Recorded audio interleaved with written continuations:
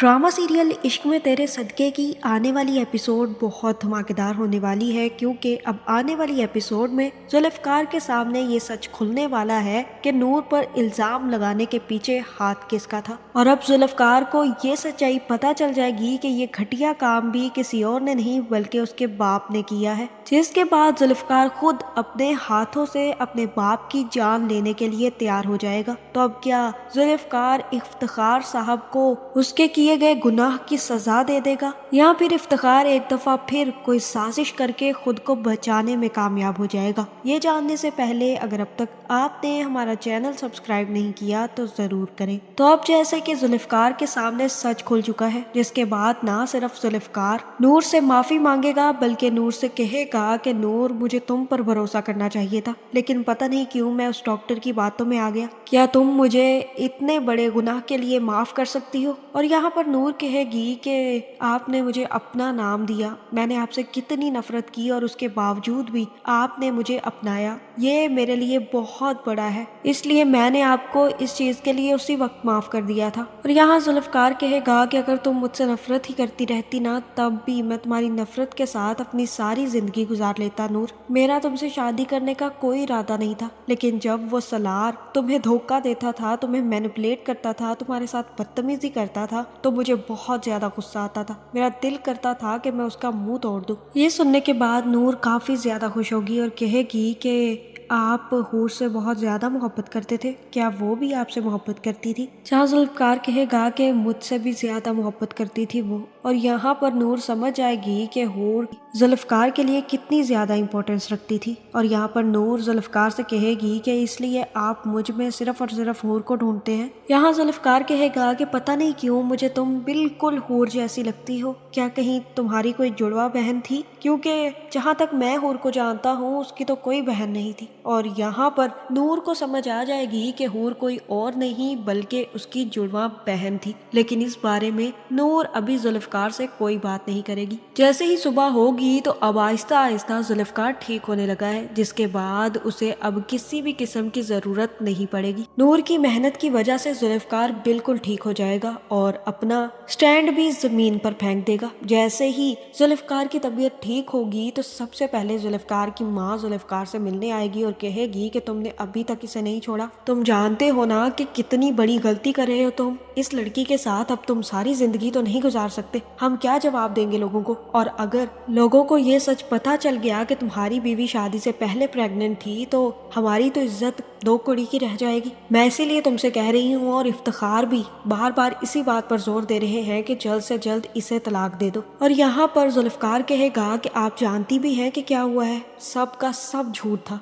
दरअसल ये सारा का सारा मैस फैलाया हुआ उस डॉक्टर का है। वो डॉक्टर, उस डॉक्टर ने हमसे झूठ बोला। नूर तो कभी प्रेग्नेंट थी ही नहीं, पता नहीं क्यों उसने इतना बड़ा घटिया इल्जाम नूर पर लगा दिया। और यहाँ पर जुल्फ़कार की माँ कहेगी कि वो ऐसा कैसे कर सकती है, उसने तो मुझे खुद बताया था कि ये प्रेग्नेंट है। जहाँ जुल्फ़कार कहेगा कि मॉम, नूर ने खुद टेस्ट करवाया है और मैं उसके साथ गया था, जबकि टेस्ट का रिजल्ट ये बताता है कि नूर तो प्रेग्नेंट ही नहीं है। इसका ये मतलब है कि सारी की सारी मिसअंडरस्टैंडिंग क्रिएट की हुई वो डॉक्टर की है। लेकिन अब मुझे उससे पूछना है कि उसने ये सब कुछ क्यों किया। जैसे ही ये बात जुल्फ़कार की माँ को पता चलेगी तो वो भी काफी ज्यादा परेशान हो जाएगी और कहेगी कि क्या तुम सच कह रहे हो, वो नूर प्रेग्नेंट नहीं है? देखो तो सही, मैंने कितना ज्यादा बुरा बिहेव कर दिया उसके साथ। लेकिन डॉक्टर इस तरह से कैसे कह सकती है, वो तो इतना बड़ा इल्जाम नहीं लगा सकती ना, वो भी तुम्हारी बीवी के ऊपर। इसका मतलब है कि कोई बहुत बड़ी गड़बड़ चल रही है। और यहाँ पर जुल्फ़कार के दिमाग में घंटियां बजना शुरू हो जाएंगी। उसे समझ आने लगेगी कि वाकई ही अगर डॉक्टर ने इतना बड़ा इल्जाम नूर पर लगाया है तो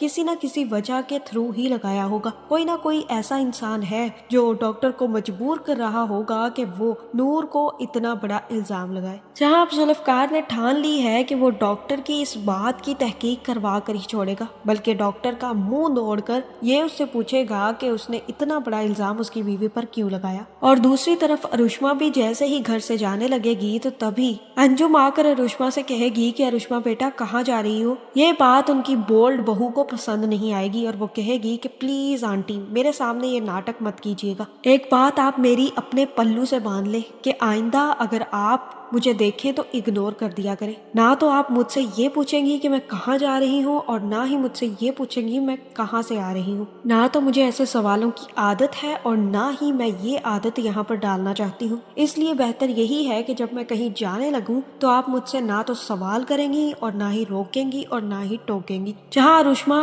अंजुम की काफी ज्यादा बेइज्जती करके वहाँ से चली जाएगी और ये देखकर फराह को भी बहुत ज्यादा दुख होगा, बल्कि वो तो काफी खुश भी होगी कि वाह, अरुष्मा ने तो अब फुफ्फो को सेट करने का ठेका ले लिया है और अब फुफ्फो की धोने लगाकर ही छोड़ेगी। और यहाँ पर फराह को मौका मिल जाएगा कि वो अंजुम को अरुष्मा के खिलाफ भड़का सके, जिसके बाद फराह भी अंजुम से कहेगी कि आप देख रही हैं अरुष्मा की हरकतें, इससे तो बेहतर नूर थी। आपने सोचा भी है कि इन दोनों के रिश्ते का क्या एंड होगा? जब बहू आपकी इज्जत नहीं करती तो आपका बेटा क्या ही आपकी इज्जत करेगा। और यहाँ पर फराह जैसे ही अंजुम को पट्टियां पढ़ा रही होगी तो उसी वक्त सलार वहाँ पर आ जाएगा और कहेगा कि मामा मुझे बताएं अरुष्मा कहाँ है, कब से मैं उसे ढूंढ रहा हूँ, मुझे घर में नहीं मिल रही। और अंजुम कहेगी कि मुझे क्या पता, तुम जानो या तुम्हारी बीवी जाने, यहाँ से निकल रही थी, पर्स पहना था और चली गई। और यहाँ पर सलार कहेगा कि ऐसे कैसे चली गई, आपको जरा रोक कर उससे पूछना तो चाहिए था ना कि कहाँ जा रही है, कम से कम आप मामा ये तो कर सकती हैं। अंजुम कहेगी कि पूछा था तुम्हारी बीवी से कि कहाँ जा रही हो, लेकिन मेरी इतनी बेइज्जती और इतनी तजलील करके गई है कि मैं तुम्हें बता नहीं सकती। उसकी नजर में मेरी कोई अहमियत ही नहीं है और तुम्हारी अहमियत क्या होगी। ये फराह यहीं पर खड़ी थी, इतनी बेइज्जती करके मेरे मुंह पर गई है ना कि मैं तुम्हें क्या ही बताऊं अब उसके बारे में।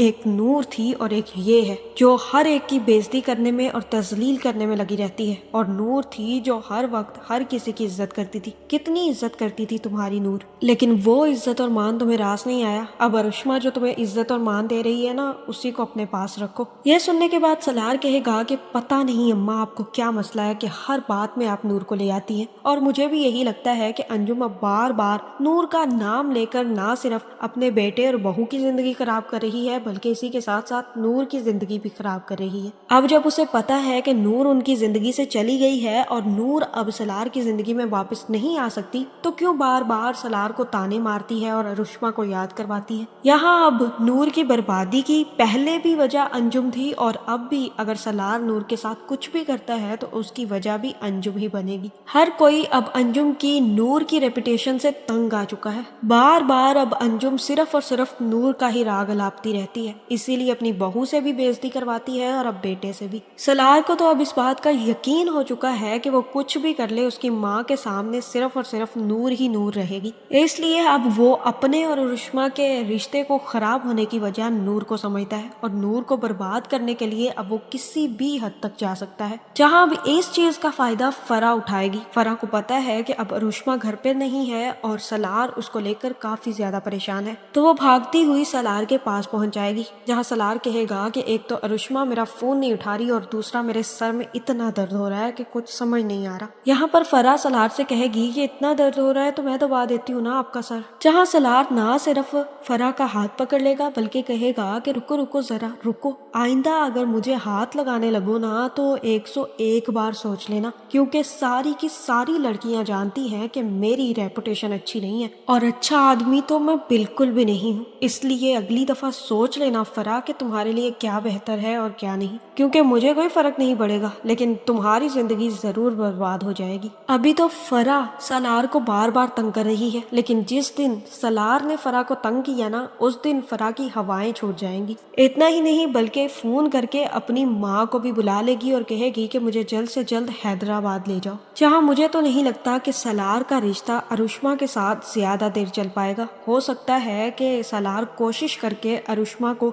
संभालने की कोशिश शुरू कर दे, लेकिन जिस तरह से सलार और अरुष्मा की लड़ाइयाँ होती हैं, सलार और अरुष्मा का जैसे ही रिश्ता खराब होगा तो सारा का सारा इल्जाम नूर पर जाएगा, क्योंकि गलती तो सिर्फ और सिर्फ अंजुम की है जो हर वक्त नूर का नाम ले लेकर सबको परेशान करती रहती है। और इस चक्कर में सलार नूर से बदला लेने के लिए तैयार हो जाएगा, जहाँ जैसे ही अब जुल्फकार के दिमाग में बातें शुरू होंगी तब उसे समझ आएगा कि डॉक्टर साहिबा इतना बड़ा इल्जाम कैसे लगा सकती है, जिसके बाद वो नौकरानी को बुलाएगा और कहेगा कि क्या डॉक्टर साहिबा मेरे पास आने से पहले किसी से मिली थी या मेरे से बाद में किसी से मिली है। नौकरानी बता देगी कि जी हाँ, इफ्तिखार साहब से मिलकर गई थी वो। और यहाँ पर जुल्फकार को समझ आ जाएगी कि ये सारी की सारी तिगड़म लड़ाई हुई इफ्तिखार की है, इसीलिए तो वो बार बार जुल्फकार को फोर्स कर रहा था कि वो नूर को तलाक दे दे। जैसे ही ये बात जुल्फकार के दिमाग में बैठेगी कि ये गेम खेला हुआ उसके बाप का है, तब जुल्फकार अपनी गन उठाएगा और मुझे लगता है कि इफ्तिखार के सामने पहुंच जाएगा।